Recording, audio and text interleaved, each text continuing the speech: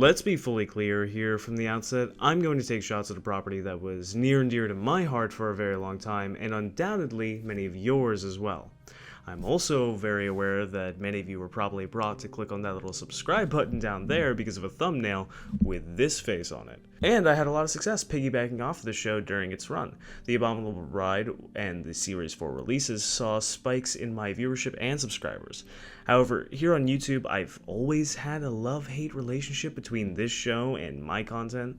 On the one hand, it was one of the things that got me to start the channel and propelled me forward as a content creator.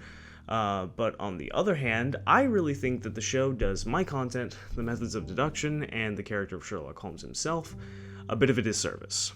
This is a retrospective on the BBC Sherlock, not a renunciation of the methods of deduction that I have talked about here for years on the channel. But this has been a video idea in the back of my head for a long time now, because while I was a fan of the show, I was aware of its various problems, and I even took the time to mention some of them publicly in various videos. However, my roommate and I recently went back and rewatched the show, which I hadn't seen in probably 2 years, and holy shit. It is way worse than I remember. Not just as a dramatization of the methods of deduction, but as an adaptation, as a story, and as a production on the whole. And there are just some things I really need to get off of my chest. You still here? Okay, that's great. To be very clear, I love you guys, and I know that a lot of us here love or loved the show, and many people claim it as their inspiration for studying deduction. I am one of those people. But let's all have a chat about it, because in retrospect, I feel like we were pretty disserviced by the show as deductionists. This video also has chapters in it, so if you want to skip around, you can, and if you just want to skip the media critique and jump right into why and how this show overall negatively impacts those seeking to learn the practice of deduction, that'll be the last section, but it's going to make way more sense if you watch the rest of the video, so stick around. Also, if you find this interesting, there are more video essays that I reference as a part of my research, linked in the description. A particularly good watch is a video essay by H. Bomber Guy, whose argument is very similar to mine, but we focus on similar issues from different angles, so if you want another perspective, I highly recommend that one. Also, the rest of my citations are going to be listed in the description below as well, and anytime I reference the citation, it's going to pop up in the right-hand corner of the screen within parentheses. Anyway, let's dive headfirst into the garbage pile that is BBC Sherlock.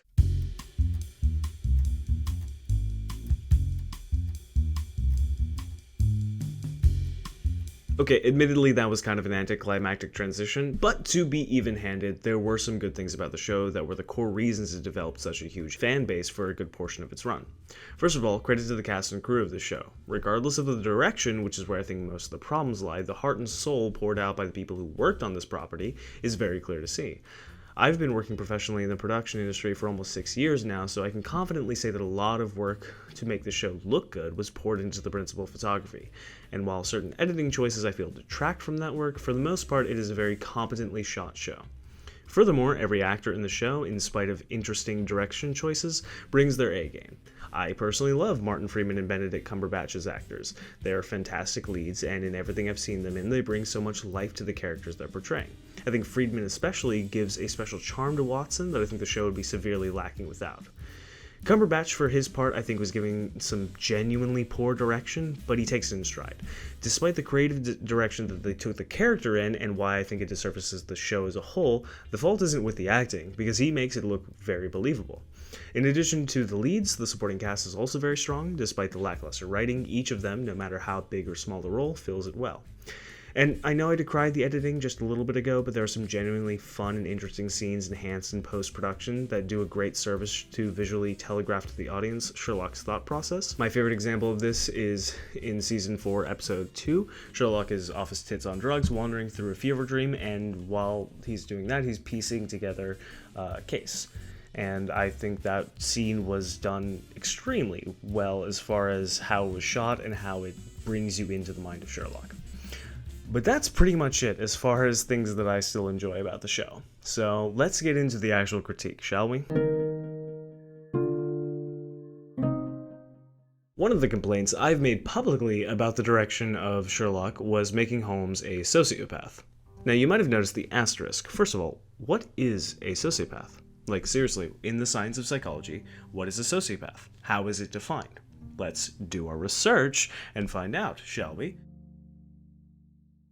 Oh, no, I'm not talking about that pop psychology garbage like that. Let's have a look at the DSM, not in Roman numerals anymore, because fuck you and your citations 5. Wait a second. Where the hell is it? It's not! Psychopath and sociopath, while layman jargon that differentiate two presentations of someone who is antisocial, are not psychiatric terms. Popular belief is that a psychopath and a sociopath are the same, just one is born that way and one is socialized that way. In clinical psychology, there is no distinction made, largely because the etiology of a clinical condition isn't particularly relevant in defining a disorder, because it is the symptomatic presentation that defines the disorder. While etiology can be helpful in prevention and sometimes treatment, it's not essential, so the clinical literature doesn't waste time and paper writing two identical disorders. In the section on personality disorders in the DSM-5, there are 3 clusters of related disorders. Cluster A includes paranoid, schizoid, and schizotypal personality disorders. Cluster B, which is what we will be focusing on, includes the antisocial disorders, and Cluster C includes avoidant, dependent, and obsessive-compulsive disorders. The one someone would be diagnosed with if they fit the criteria for what we colloquially call a psychopath or a sociopath is far more boringly named antisocial personality disorder. So let's jump into the diagnostic criteria for this disorder and see if Sherlock fits. Also, before we jump into this, I am not a licensed clinician. I only have a bachelor's degree in psychology, so I am legally and academically useless in diagnosing actual real-life people with disorders. If this is purely for entertainment and education, do not armchair diagnose yourself or others. Speak to a licensed clinical psychologist or psychiatrist about diagnoses. Thank you. There are 4 primary diagnostic criteria for antisocial personality disorder, labeled A through D. The first is a pervasive pattern of disregard and violation of the rights of others occurring since age 15, as indicated by 3 or more of the 7 sub-criteria. We'll go into these in a moment. B is that the person is at least 18. C is that there is evidence of conduct disorder with onset before age 15. And D is antisocial behavior does not only occur during schizophrenia or bipolar disorder. A quick note about this disorder: there has been discourse for a while on not diagnosing minors with this disorder because such a diagnosis can reify itself in an impressionable mind.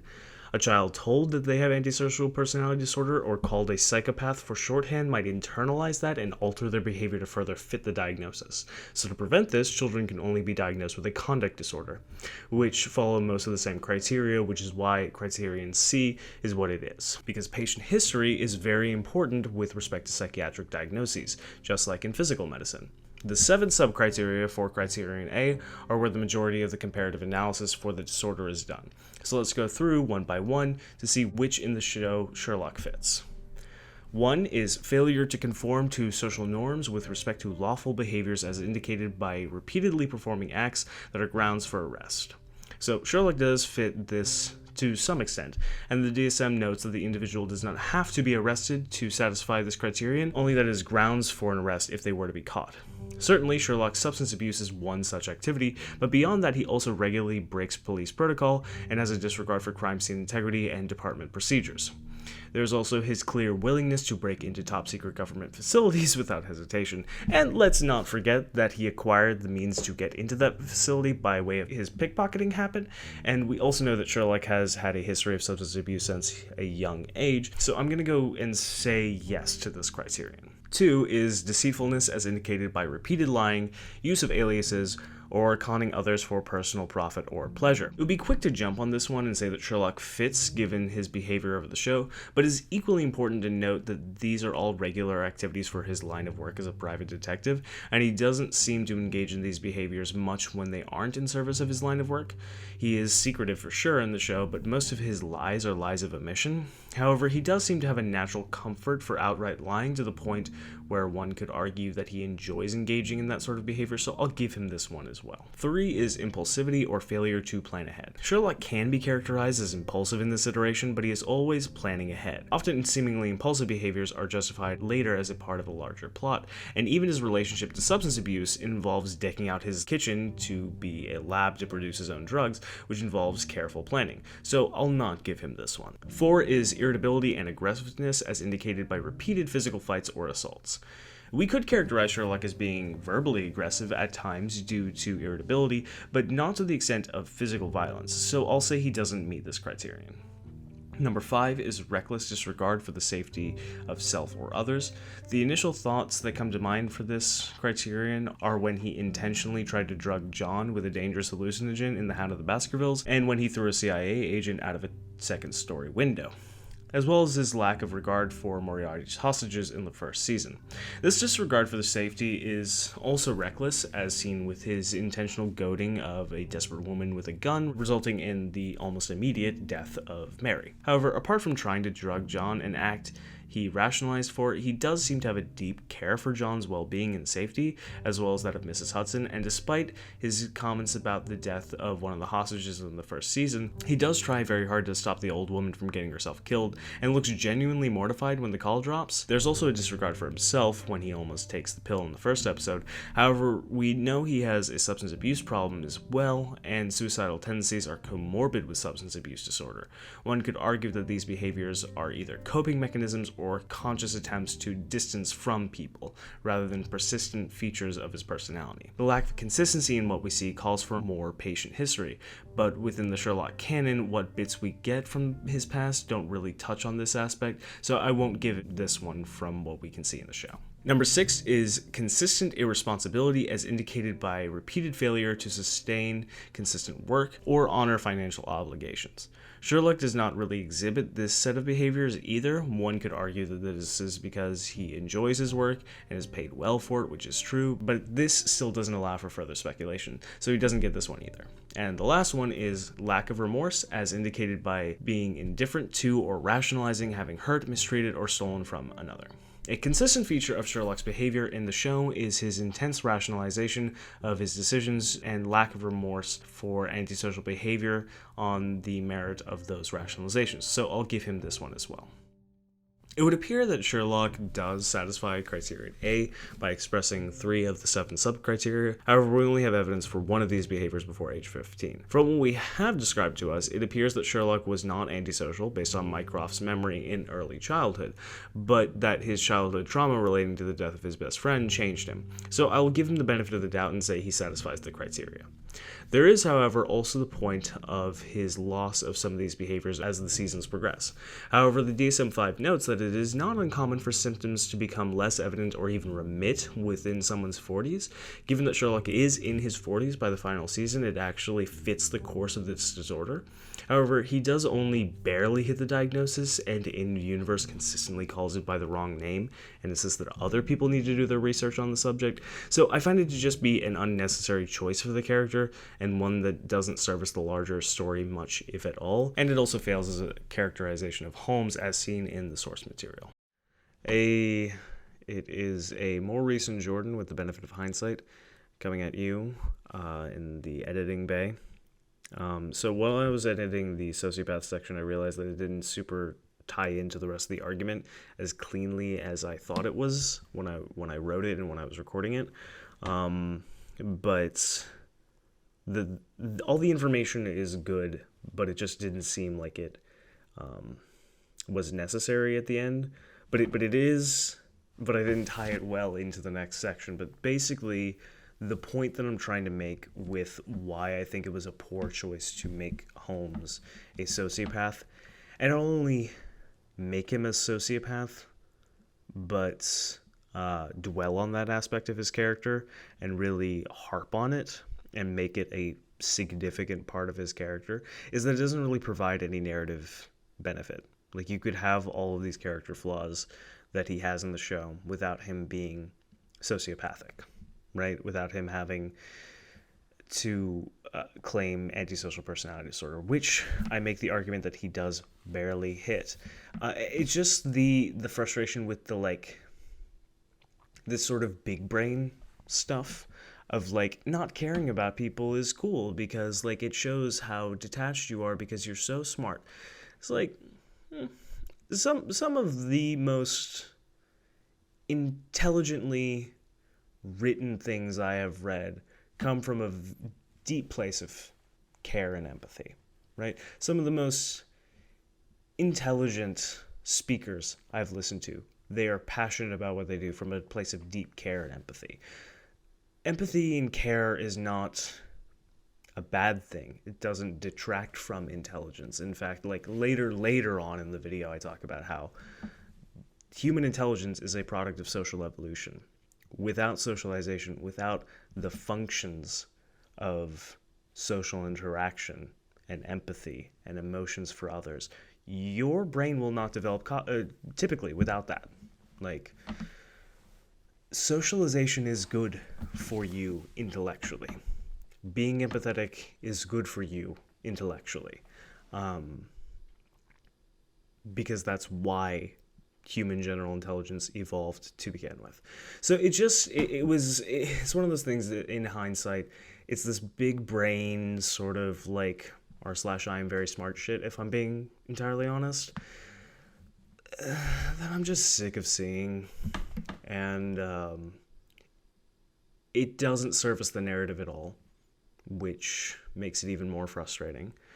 And then I also had a section of the script that I cut where I was going to talk about how Holmes better fits ASD, autism spectrum disorder, which I ended up cutting because it just like wasn't super relevant to everything else. But tying it into the sociopath thing, like, it's just, they make one mention of Sherlock having Asperger's in the show, and I'm really glad they left it at that, because being on the autism spectrum, I'm really glad they didn't botch that too, like with all the other things that they botched, because it would have been very easy for them to, instead of having him be a sociopath, double down on the low empathy symptoms of autism instead, which I'm glad they didn't do. Because the stigma of that was one of the things that is difficult for people on the high functioning end of the spectrum. So anyway, this is editor's addendum. I don't know if it's actually going to end up in the final video, but I just kind of wanted to rant about some of these thoughts. You can go back to the real video now.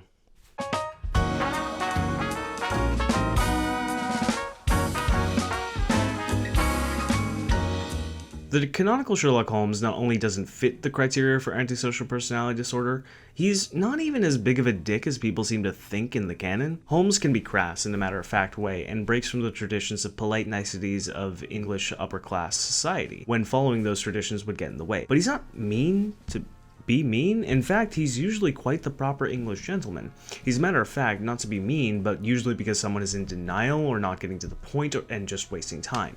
This is also employed in the reverse. If being impolite wastes time, instead of saving it, he'll be polite. He's a pragmatist, not an egoist. He's almost always at least pleasant to Watson, despite the fact that the characters are two very different people who see the world in very different ways. He's not obsessed with one-upmanship, often politely entertaining Gregson and Lestrade's conjectures and outlandish theories before kindly seeing them out the door and forgetting about the entire interaction, only to explain why he doesn't agree and maybe make a friendly joke at their expense when Watson asks him about it later.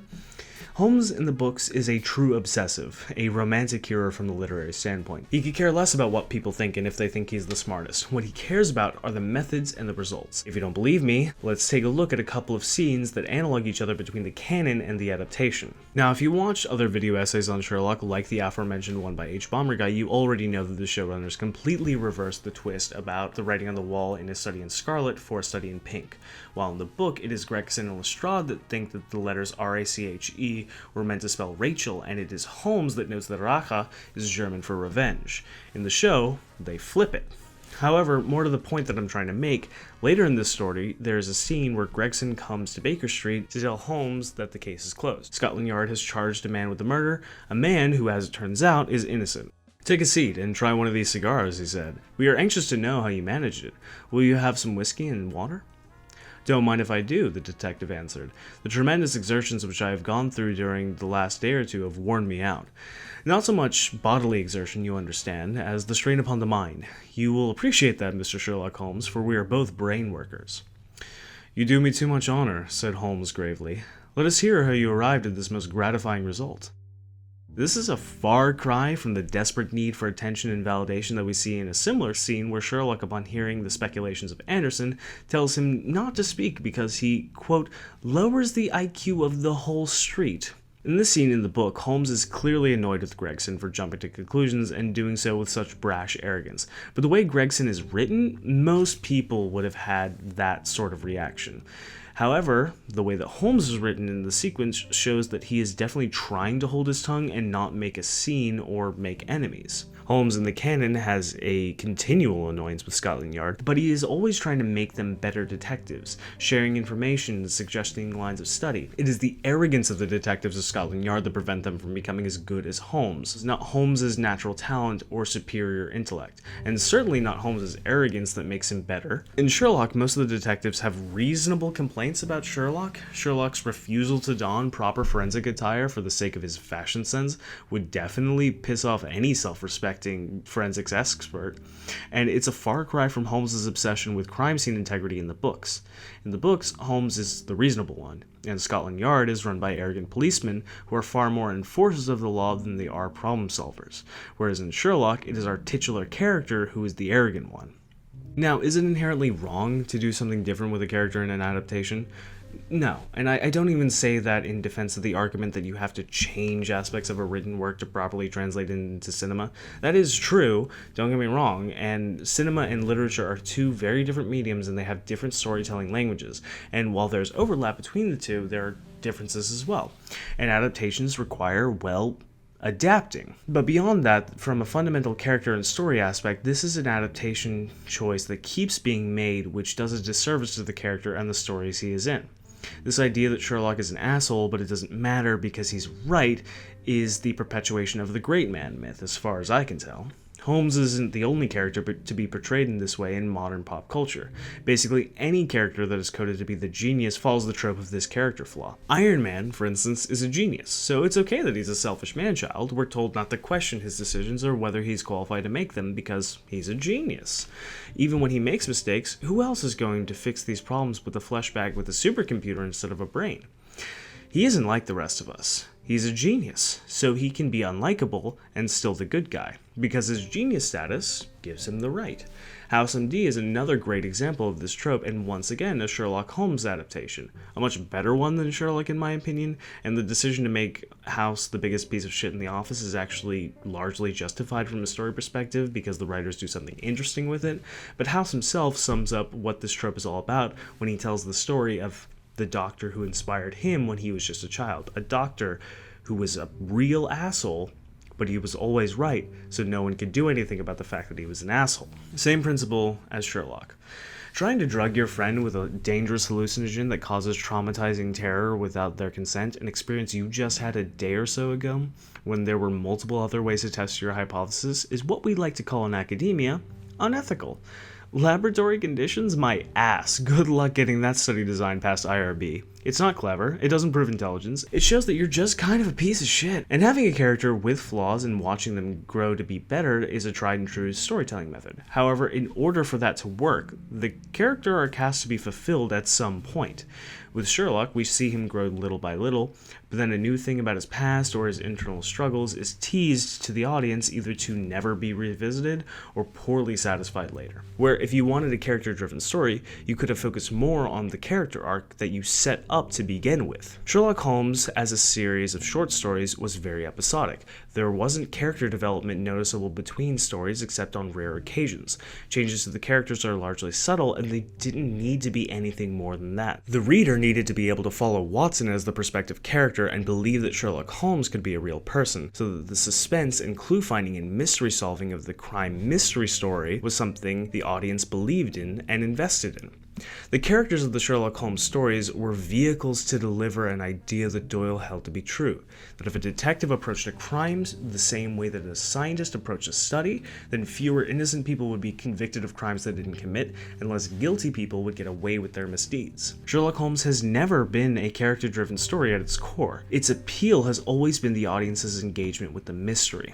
Now, can you make an adaptation that is a more character-centric one but also services the mystery solving? Absolutely. Numerous adaptations have done that and do it well. But one thing that I noticed while watching this particular show was that after a certain point in the show, there wasn't a lot of mystery solving. Like, starting with the very first episode, there's a murder, and for the most part, they stick to that in the story, with a couple of unnecessary plot servicing detours for the larger story, but for the most part, it's a decent mystery story. Episode 2 features a murder and a vandalism. The main plot basically takes no detours, and the episode has a fairly decent subplot with Watson getting back into the dating scene. These, for me, are my favorite episodes, because they focus on the crime and the mystery-solving element, and Sherlock's employment of deduction to solve the mystery. Episode 3 is where the show sidesteps to the actual plot it wants to service, the plot it foreshadows at the end of the very first episode. The mind battle between Sherlock and Moriarty. In theory, the setup for this episode is actually pretty good. You've got a terrorist kidnapping people and strapping them with C4 and using them as a medium of communication between himself and the protagonist. A crime is pointed out to the protagonist by the terrorists, and they are given a time limit to solve the crime, and only after that will the location of the hostage be revealed. This is actually a really good setup. However, the execution is where it's found to be lacking. The first crime the episode features is a cold case murder. Starting off strong, our protagonists are given a single piece of physical evidence, and the evaluation of it is key to solving the mystery. Importantly, this piece of physical evidence was the only thing not found in the original case, as the murderer knew it was the only thing that would have traces of the cause of death. They unnecessarily tie this into Sherlock's past and then never pay off the intrigue of that, but whatever, it's a strong start nonetheless. The next case features an apparent death that turns out to be a fraudulent death to get away from money troubles. This is where the episode starts to take a turn because it's solved almost entirely off-screen. The information presented to the viewer is almost entirely irrelevant to solving the case because it's Sherlock's off-screen chemistry and conjecture about a rental car company that solves the case. Third case is an apparent death by tetanus, but the wound seems to have been made recently, and Sherlock and John suspect the cause of death might be different. That sounds super interesting, and it would have been really neat to see how they piece together how she was actually poisoned with tetanus or maybe something else. And the episode then takes a turn in that direction, following Watson as Sherlock goes off screen to do something else. I got excited when I first watched this because I was hoping that we would see some progression of Watson's skill as a detective, something that occurs in the original stories as well, because the skills of deduction are acquirable and not some magical mind power that requires a super genius brain. We watch Watson do some honest-to-God detective work, questioning suspects, noticing clues, forming a hypothesis. Okay, now we're getting somewhere. We're bringing it back.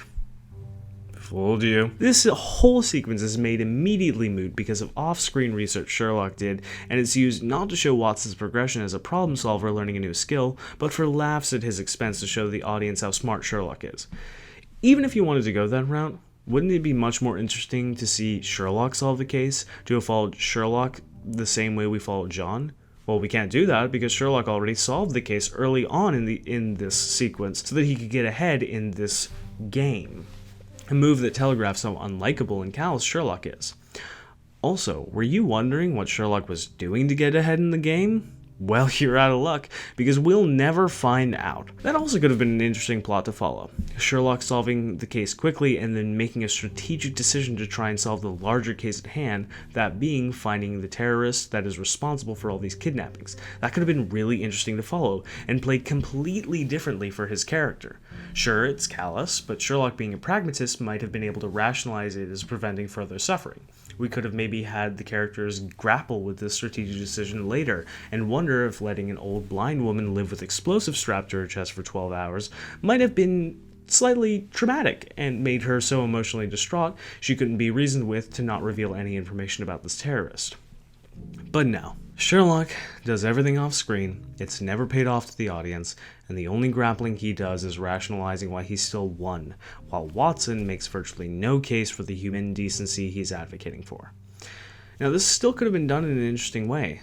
Two partners who with entirely different worldviews grappling differently with the loss of life that they may have inadvertently caused due to a strategic decision. Tensions are rising, and this could lead to some compelling drama. If you wanted a character-driven story rather than a mystery-driven story, you certainly set up for that. Kidding. We have to keep moving on to the next crime, which makes sense given the premise of the episode, to be fair, but maybe we'll see Watson traumatized by this in future episodes, leading to character-driven drama between him and Sherlock. You're cute. The next crime involves a washed-up corpse. The show makes an effort to actually show Sherlock making some deductions regarding this crime scene, some of which are fine and others are quite a leap and require him to already know the signature style of an assassin. But whatever, it's not like Holmes didn't know things that the police didn't and had to explain things in the books, just like he would also go off screen in the original stories as well. So okay, we know who we're looking for, and we need to find out where he is and why he was hired. Could be fun to watch that unfold, narrowing down where the killer is and so forth. Nope. It once again gets solved off-screen, but this time by Sherlock's homeless network, which is just an excuse for some very classist remarks towards the poor people who just did his fucking job for him for 50 quid. In the books, rather than make comments like, "I scratch their backs and then disinfect myself," when Holmes would employ lower-class people, largely children, to help him gather information, he says this: "There's more work to be got out of those little beggars than out of a dozen on the force. They are sharp as needles, too. All they want is organization." While still mildly classist, it's not degrading or filled with malice. However, in Sherlock, the homeless are portrayed as vermin, thanks to Sherlock's comments. Very fucking tasteful coming from a country that has had a homeless crisis for the past decade. But whatever. Hijinks ensue. The assassin murders the person who had the essential information to help solve the case, and her death is never mentioned by anyone. I'll stress that again. Her death is never mentioned by anyone. This leads to Sherlock having to solve the case in 10 seconds, featuring these superpowers that he has, and his extremely quick Googling skills to piece together that a painting is fake based off of a supernova visible in the night sky. A concept we have established he has no knowledge of prior to hearing about it in a planetarium presentation while fighting a comically tall man not 30 minutes ago. Now, it is possible that within a fairly short research timeframe he could have pieced this together, but on a BlackBerry? In 2010? In 10 seconds? Nah, it is hard enough to get decent services in an art museum in 2022. That shit just ain't happening. You know what could have been interesting? Sherlock piecing together the two people who have been murdered by a hitman in relation to a recently discovered painting had a background in astronomy. We know that the amateur astronomer was reaching out to a professional with his suspicions about something based off of a voicemail, and we also know that both of them died shortly after this phone call. The intersection between the astronomy and the painting would most likely be the night sky depicted in the painting. And since we know that the night sky changes over the centuries, one possibility is that any historical inaccuracies in the night sky would prove it's a fake. That's honestly not a difficult line of reasoning to follow, especially since we already accepted Sherlock's conjecture about the painting to begin with, and it wouldn't have been hard for the protagonist to figure this out over the course of a scene or two. But once again, the mystery solving is done entirely in Sherlock's head, without showing the viewer and the interesting part of actually piecing together using logic. The thing being serviced here isn't the mystery, not the audience, not even the characters, but the fictional ego of Sherlock himself, as if the scene was written by this self-absorbed man-child to show off how smart he is. And in retrospect, while there was a power fantasy aspect to it if you do your best to relate to Sherlock, as a whole, it's not a satisfying conclusion to the mystery for the audience, just like everything else in the episode. The one crime where the mystery is solved with the viewer and the only point in the story that actually gives John some justified screen time and that isn't played for laughs is the case that Sherlock doesn't even want to solve. John in this episode solves the crime, surprisingly, the way that Holmes would have solved the crime in the books. He starts his investigation, questioning witnesses and persons of interest, and through inconsistencies in the information presented to him versus the physical evidence, starts to solve the case. These are things that Sherlock Holmes would do because he was a detective, but things that Sherlock doesn't do in the show because he's so smart he already figured these things out without having to do the legwork that a mere mortal would have required to gather all the evidence. This is the most service mystery in the entire episode, and when Sherlock has his meeting with Moriarty and brings the missile plans to him, you think, holy shit, this is what it's all been about. This is what Moriarty was after the whole time, and... boring. I could have got them anywhere. Okay. The argument could be made that In an episode with so many cases going on, it's impossible to service all of them properly. And heard that, I agree. But one of these could have been cut. Perhaps the one that turned out to be a complete waste of everyone's time, and probably existed to tie Mycroft into the story for basically no reason. With one of these cases cut, we would have had more time to explore the others and the characters themselves. This episode was overly ambitious and exists to set up the further conflict between Holmes and Moriarty.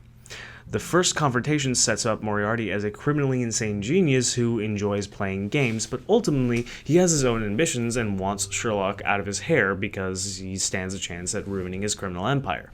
In the books, Moriarty is a criminal mastermind building a criminal organization. He has respect for Holmes' abilities for sure, but he doesn't try and kill Sherlock to prove that he's the smartest. He does so to get the troublesome detective out of his hair so that he can achieve his ends. This episode sets up Moriarty in that way, adding this sort of terrorist element into the mix because it was the late 2000s.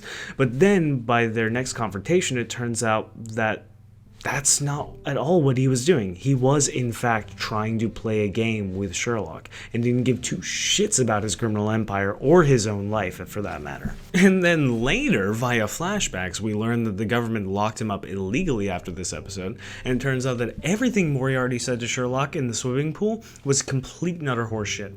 He really just had an obsession with Sherlock. The whole show hinges upon the conflict between Sherlock and Moriarty.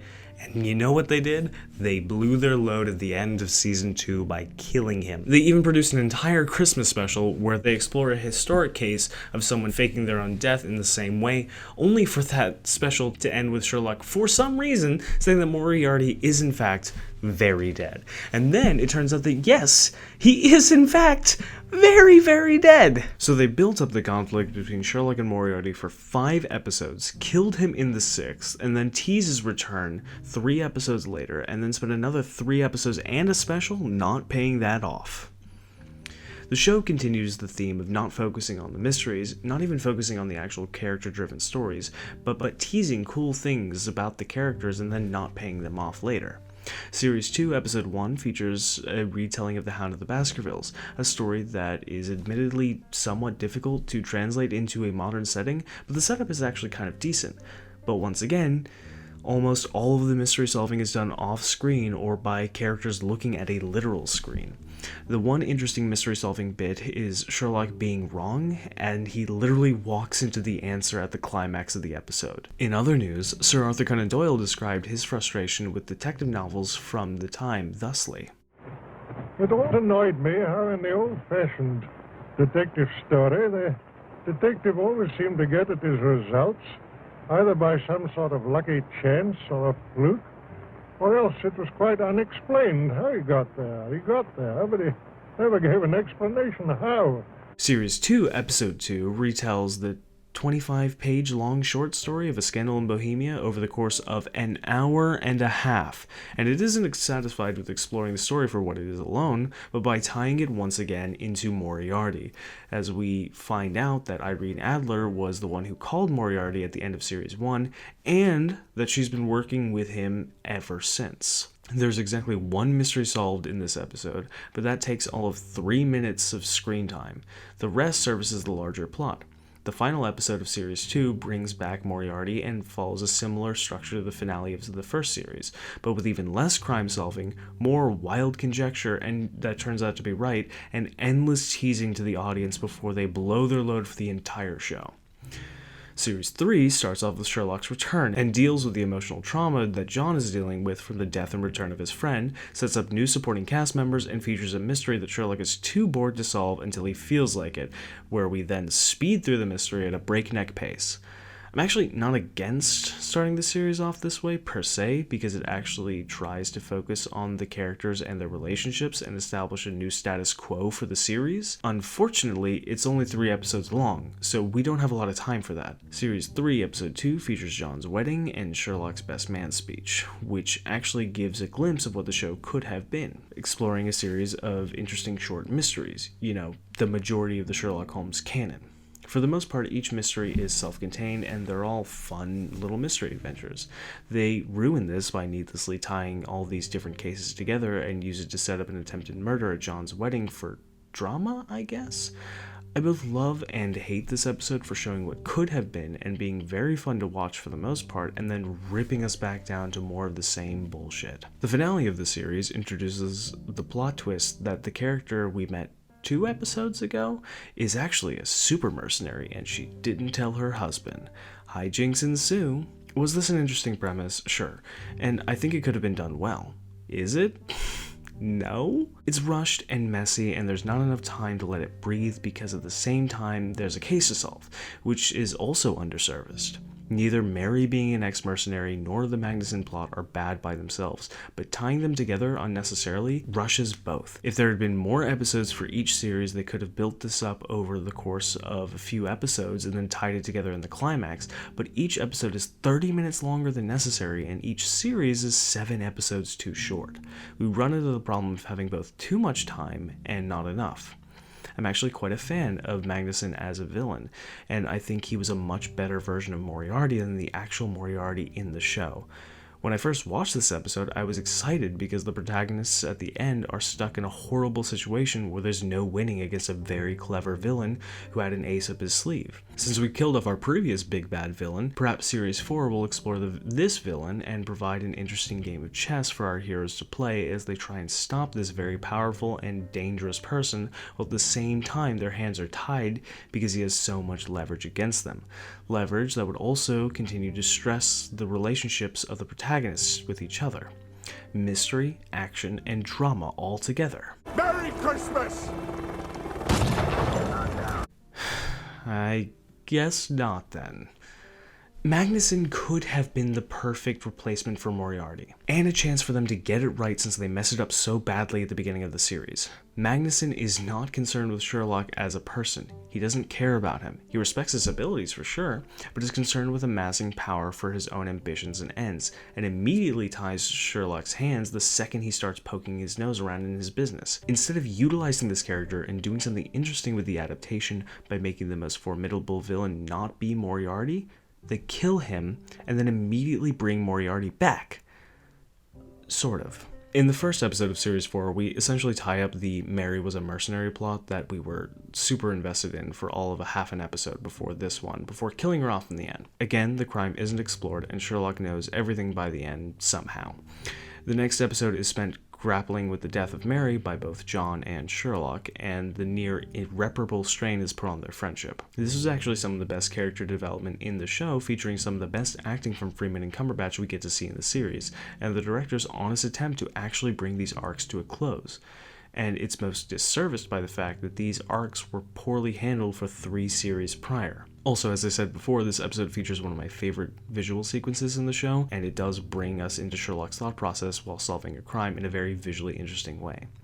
Unfortunately, the H.H. Holmes style serial killer as a villain is kind of mid in my opinion. He's almost too goofy and creepy to be taken seriously, and the case in the end is just Sherlock picking a fight so John will help him, so it's against an opponent that Sherlock already knows is a killer, so we don't really even have a mystery in the episode. And at the end, we find out that, oh boy, it ties into Moriarty again. I wonder how they're gonna bring him back. The finale of the series and the show as a whole starts with Moriarty back on screen, baby. Well, maybe he's... No. He's dead. He's very dead. Don't worry, he's still dead.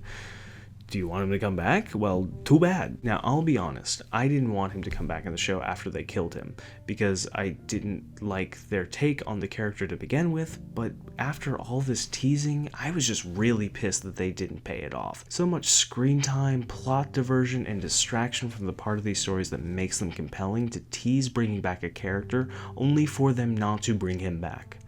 Instead, they introduce an entirely new character that brings the whole mind powers super genius nonsense to the next level. After watching this episode, I actually started out writing a script about why Sherlock Holmes was a really unbelievable character, but I never ended up finishing it, like so many of my video ideas.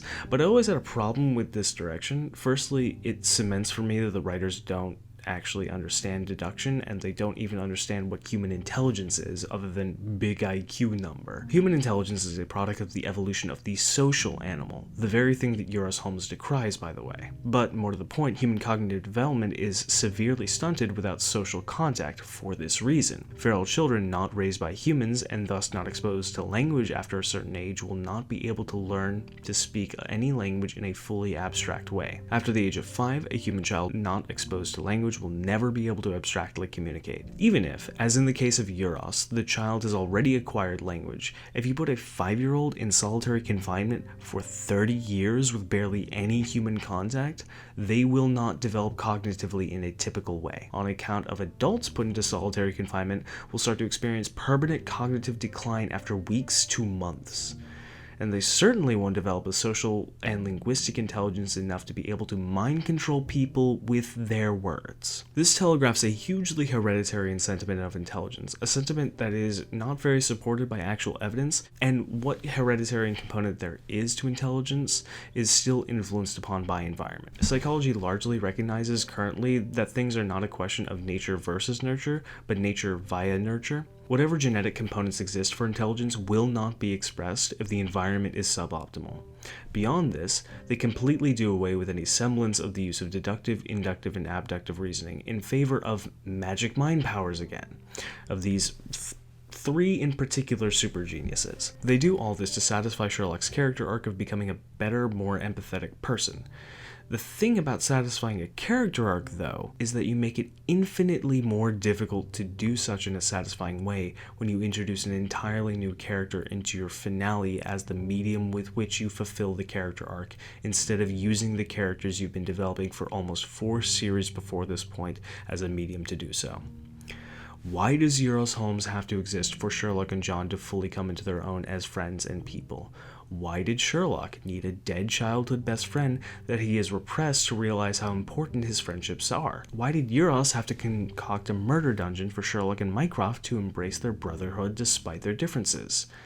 The answer is, she didn't. And there were other characters killed off or forgotten about along the way that could have serviced the resolutions of these relationships far better. Lestrade, of all people, the character that sets up Sherlock's character arc will be the point of the show in the first episode, resolves his hope that Sherlock will one day become a good man in the laziest, sloppiest way that disservices a character that was actually quite likable. Sherlock as a show is constantly jumping from new idea to new idea, each of which could have been an interesting setup, but the show wants to have its cake and eat it too. So every new thing has to get killed off or forgotten about so that they can tease you about the next cool thing coming up next. This leads to a breakneck pacing for the show that makes everything feel so short despite feature-length episodes. Any one of the ideas set up in Sherlock could have made for an interesting adaptation, but all of them together makes a sloppy adaptation that misses the point of the stories and glosses over or insults what made them compelling to begin with.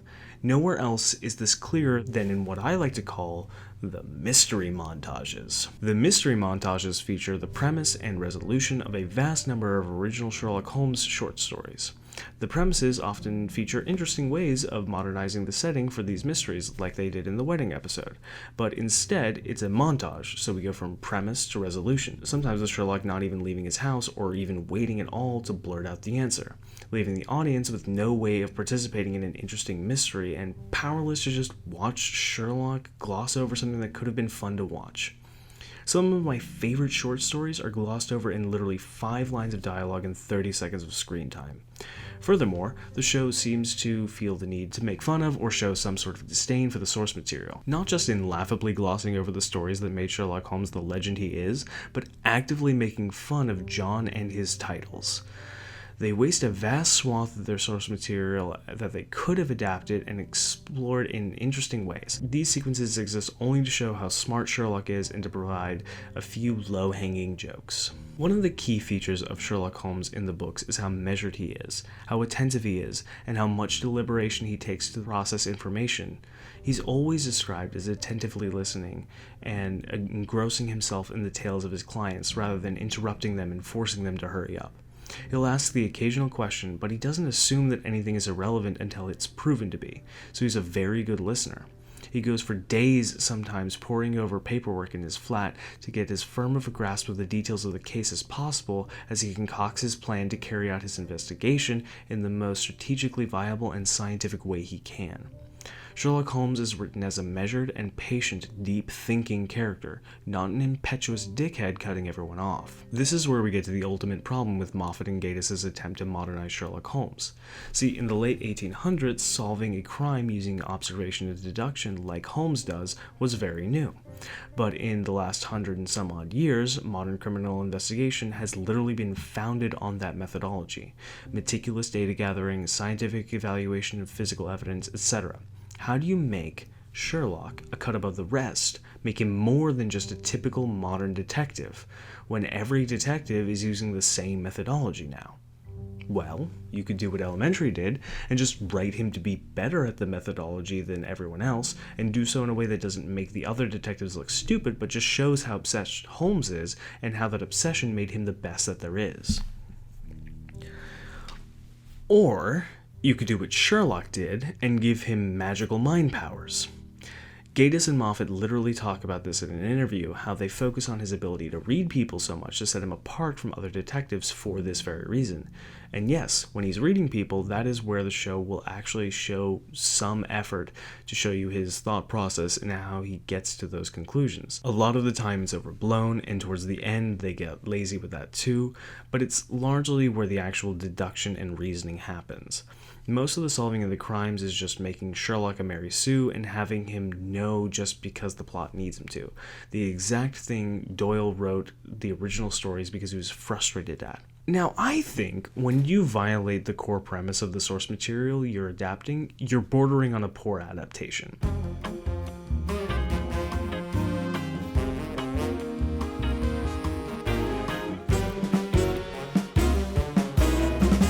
Okay, so no Sherlock video essay is complete without at least touching on the queerbaiting, and as a cis-het man, there's not a lot of insight I can offer on this topic, and what I can speak on has probably already been talked about at length, so I encourage you to go watch some video essays from LGBT creators on the subject. I've linked one as well as other video essays on the topic below.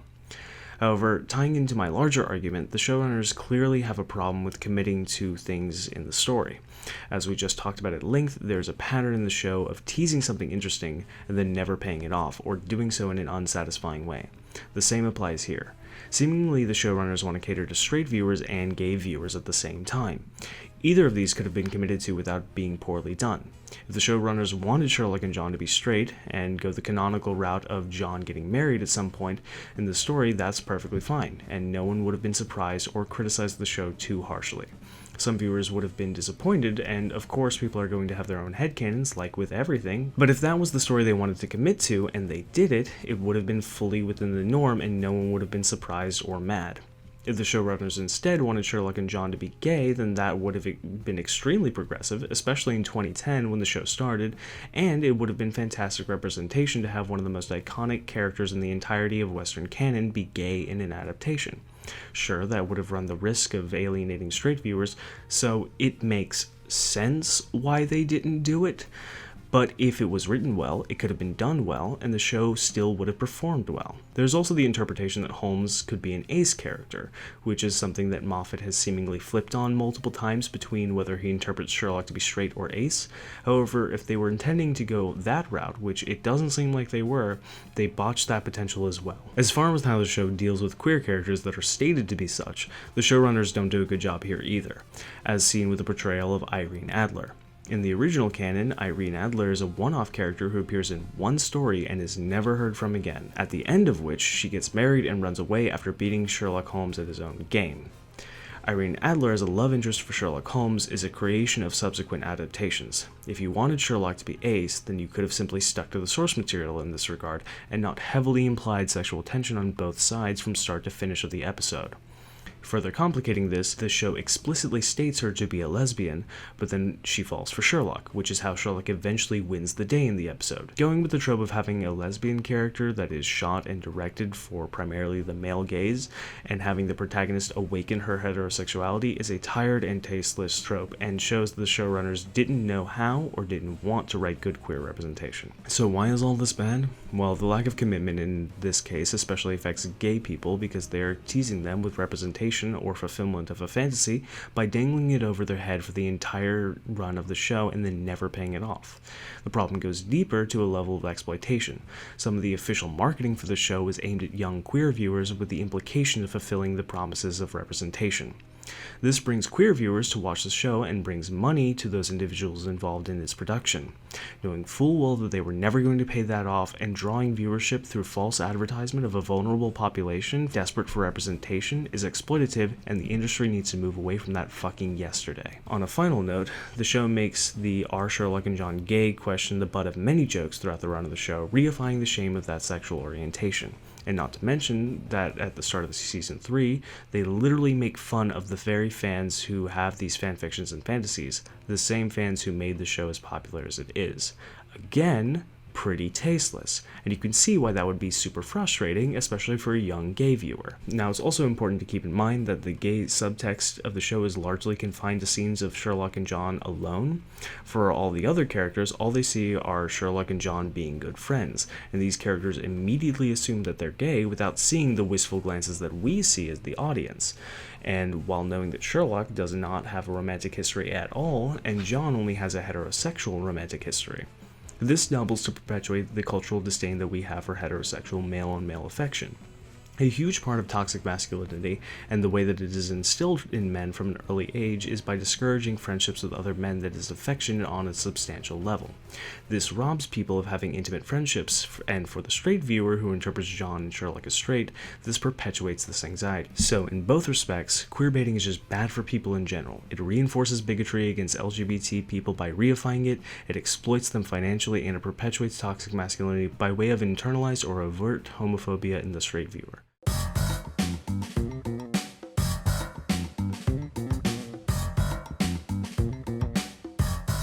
As promised, let's talk about why this is bad for deductionists and people studying the methods of deduction. Like I said at the beginning of the video, I piggybacked off of the success of Sherlock for a while, so I have a special insight into both how it inspired and gave unrealistic expectations to a vast swath of people. Unrealistic expectations that I made my career fighting against. I'll show you an interesting thing about my channel. While I piggybacked off of the success of Sherlock during its run, that success was in subscribers, not views. To date, I have a little over 117,000 subs, but the average number of views I can expect on a video in the first week is 1 to 5,000, roughly 1 to 4% of my total subscribers to date. And as you can see, that's been the case for my content since mid-2016, when my subscriber pool was far smaller. This was also in between the releases of The Abominable Bride and Series 4. This is also where I had my first brush with virality, with this video, Why You Shouldn't Emulate Sherlock Holmes. This is the point in my content where I made a decision. Was I going to try and squeeze as much success as possible from my association with Sherlock and play into the show's fantasy of deduction, or was I going to stick to doing my best to explain real methods? I chose the latter and openly took shots at a good portion of people who would be stumbling on my channel. People who had accepted the power fantasy of Sherlock as a genius asshole and fantasized about being like him. It was also the point that I had to let go of that power fantasy for myself. Now, in hindsight, it's not that good of a video. I was 16 when I made it. I wasn't very good at researching or editing or doing voiceovers. I hadn't even decided that I wanted to study psychology at that point, and therefore I didn't know how stupid it was to use MBTI as a part of my argument, but nonetheless, I do look at that video as an honest attempt by a younger me to steer people who had become interested in deduction because of that power fantasy into a more constructive direction of actually learning the skill. And this is the point where my content plateaued. I was still gaining subscribers, but I wasn't getting more views for each new video, aside from the occasional one that went viral. That 1 to 5,000 views in the first 7 days has been the constant for my content despite the growth in subscribers for just about 6 years. I think that due to the unrealistic expectations set by the show for how deduction works, people who were inspired to try and learn the skill found my channel only for me to come and say that Sherlock is a heavily dramatized version of deduction, and what is possible will take a great deal of effort and practice. People still on the high of that initial interest would stick around and subscribe, but only a small portion of very dedicated people, that 1 to 5,000, would actually stick around for future content. So let's talk about how Sherlock sets these unrealistic expectations for what is possible with the methods of deduction. As we've talked about previously, the methods of deduction are largely unused or openly mocked with respect to the crimes and mysteries laid out in the show. And the show elects to show the majority of Sherlock's use of deduction with respect to reading people, which is also what the majority of people here are interested in. So how does the show handle this aspect of deduction? In the beginning, it actually handles it quite well. The first deductions we see on screen is when Sherlock meets John and reads him. The observations and conclusions are pulled straight from their meeting in the book and adapted to fit a modern setting. Sticking to the source material here is where the deductions make the most sense, and one can see how Sherlock pieced his conclusions together. The deduction about the charging port on the phone, implying the previous owner of the phone was an alcoholic, has been largely made fun of over the years, and yes, there are a multitude of possible reasons for those scratch marks being there. Plugging in your phone in the dark, having normally shaky hands, or just struggling to figure out which orientation the mini USB goes in the port. Alcoholism is only the most salacious possibility, and so the writers went with that without having any other evidence for Sherlock to back up this hypothesis. But apart from that, the evidence in the scene clearly points to the conclusion derived, and one can also see how these tells would be present under normal conditions. Unfortunately, the show only deviates more from the source material after this, and the deductions become more salacious, the evidence becomes more convenient, and harder to suspend the disbelief to imagine that the evidence would be that clear, and towards the end, they largely stop showing the thought process and just show the conclusion along with the general area that the tell can supposedly be found. So let's see another example of deduction to see where the show gets it right and where it gets it wrong. In A Scandal in Belgravia, we see two officers of the Crown coming to collect Sherlock. They don't announce themselves, or who they work for, or why they're coming to collect Sherlock. Sherlock takes a look at one of them and then draws several conclusions, determining that they work for Buckingham Palace.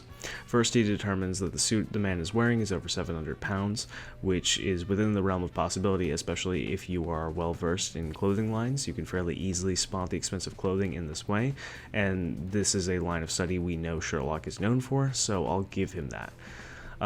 Concluding that he is unarmed because of a lack of any bulge in the chest of the suit is kind of jumping the gun, pardon the pun. On account of the placement he's looking at is where a firearm would be kept if it was in the inside jacket pocket, but not if it was kept in a shoulder strap, which holds the firearm more closely to the side of the ribs, which would definitely be safer and a more efficient way to carry.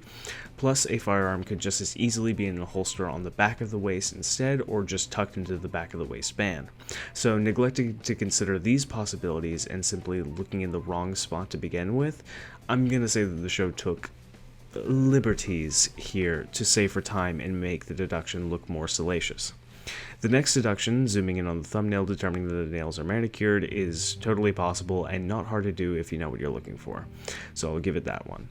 But the next one, where it just zooms in on the hairline and concludes office worker, I'm not even sure where the show is trying to imply the tell here is. Because the depth of field is so shallow in this shot, the only thing that is in focus are two portions of the hairline. So presumably that's the tell. However, not suffering from male pattern baldness and having a well-groomed, upkept, clean haircut does not imply office work. So something like that could be one of a cluster of tells that could lead to that conclusion, but it's quite the leap otherwise. The next deduction zooms in on the right hand, clasping over the left hand, with the deduction being that he is right-handed. I've actually talked about this previously on a video I did on how to determine dominant-handedness, and this piece of conventional wisdom is total bunk. Hand clasping has very little, if anything, to do with hand dominance. I, for example, am right-handed, and I clasp my left hand over my right hand naturally. This is one of those deductions made completely based off of conventional wisdom rather than the sort of tells a real-life mentalist or deductionist would look for. The next in this line of deductions is looking at a well-polished shoe and showing the conclusion of indoor worker. I work indoors. You want to see my shoes?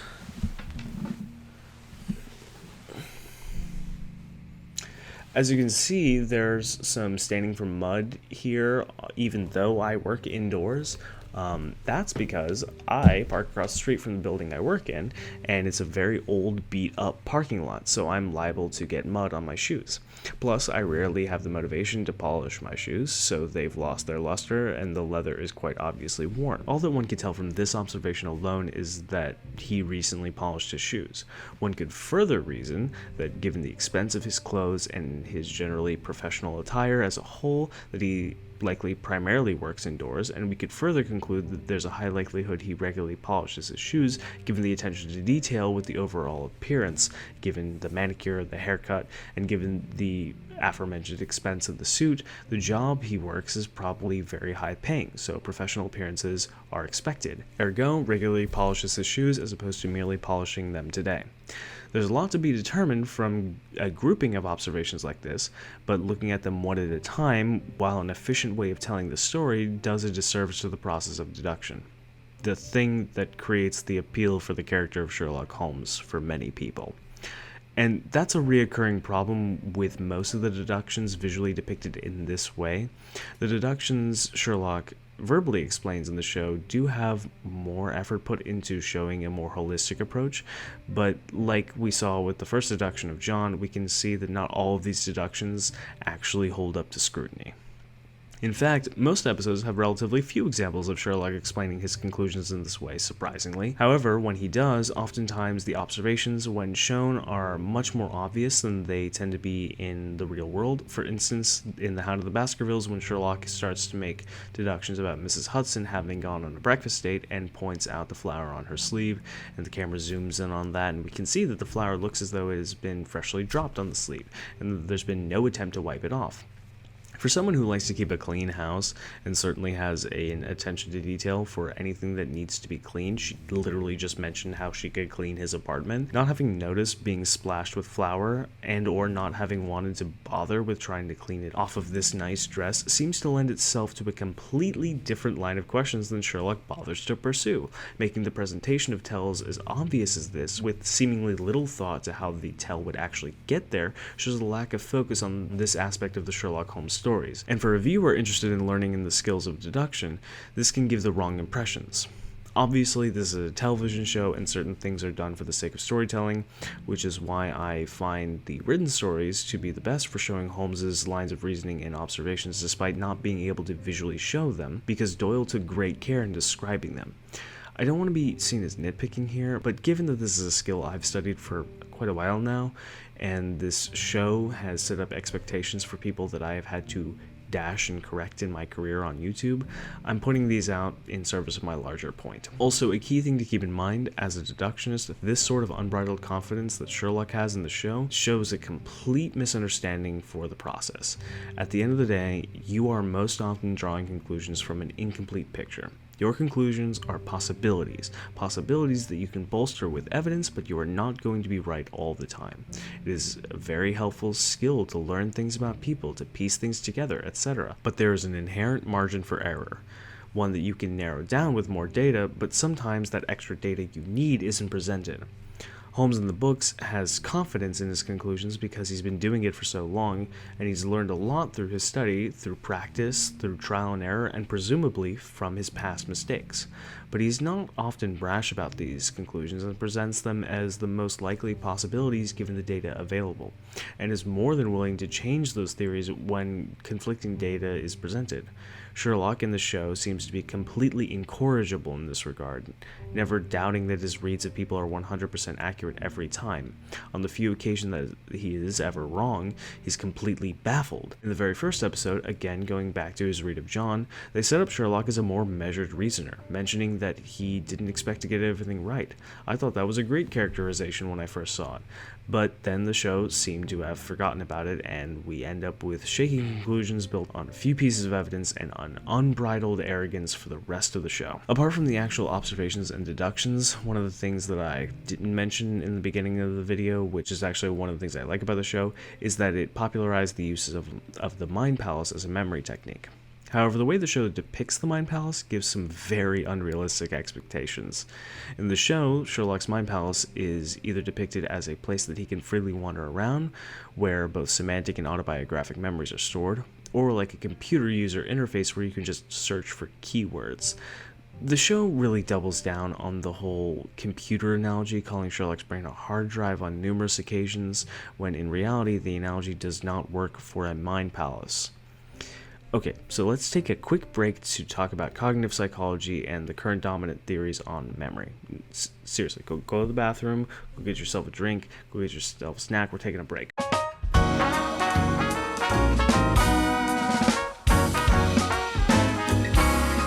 Okay? Alright, you ready? We're back. Generally, memory is split into two categories, semantic and autobiographical. Autobiographical memories are the little movies that you watch in your head when you remember your first date or something embarrassing that you did in school. You're welcome for reminding you of all those little embarrassing things. Semantic memories are the memories of information that you can recall and verbally describe. Pretty intuitive distinction. With semantic memories, you have two options for recall. Intentional recall, where you can access the information whenever you want. Usually this is with things that you know very well or use on a regular basis, usually both. And then there's recognition recall, where something externally cues the recall of the semantic memory. That thing where you're taking a test and the way the question is worded or just seeing the right word in the list of answers triggers the memory when you couldn't have recalled it from will without that cue. The mind palace works as a memory system to commit semantic information to memory by utilizing this recognition recall function of the brain. You commit a visual location to memory where you can intentionally recall it via an autobiographical memory. You do this by creating a route through a physical environment and stopping at certain objects in the environment. These are the pegs that you will then put visual associations on later. You're not freely able to move around in your mind palace because you're not creating a model of the location in your head, you're just repeating a route so many times that it commits that route to an autobiographical memory. Think of it like taking a video of an inside of a building rather than rendering a 3D model. In the video you can only see what the camera saw, and only in that order. Whereas in a 3D model, then you're free to move wherever you want. This autobiographical memory creates the anchor of a memory that you can freely recall and return to at any point. You can pick any starting location, but you have to follow the route the same way you took it initially. As mentioned before, there are objects along that route where you can pause the movie in your head, where you've stared at this object for so long that you can picture it vividly. This is where you will then create a visual image on top of that memory, tying it into the object on your route. You use your imagination to create an association between the semantic information you're trying to remember and the image you're creating, so that the image reminds you of the information, triggering your recognition recall when you come back to it later. And then you implant that imagined image into an autobiographical memory so that you have a clear memory to revisit later and find that visual association that you created in your imagination. Now, I can't blame the show for depicting the Mind Palace in the way that it did, per se. It's hard to depict something like the Mind Palace as I just described it in a way that translates well to film. The reality here is heightened and dramatized, and that's okay. That's what film, and to a larger extent art, does. However, I feel as though a little bit more work could have created a more grounded depiction of the Mind Palace, or at the very least they wouldn't be describing it as being like a hard drive.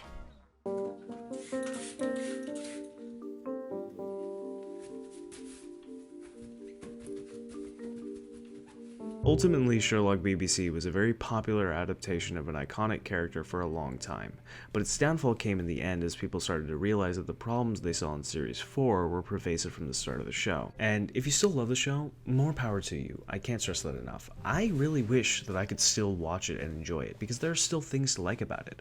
As I mentioned at the outset, it's beautifully shot, the acting is great, and it's fun and entertaining. And if it's inspiring to you still, then please, by all means, enjoy it to the fullest.